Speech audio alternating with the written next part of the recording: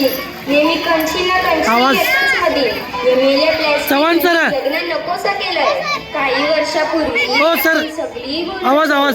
काय तो हिरवगार निसर्ग, काय तो हिला समिंदर. आणि आता काय तर आता निसता समधीकरण प्लास्टिक आणि प्लास्टिकच. ही मेलिंदा नेहमीच आहे. ए हिला सोरानी बघा आपण गया आलोय ते बाई काय मस्त सजविलंय हॉल. आणि ते बघ सगळे गोळे सोडून आल्या ग म्हणजे चांगला गवा केला. आपण काय बोलत बसल्या. चल खेळायला जाऊ. चल चल लवकर चल. जय देवी मंगळा गौरी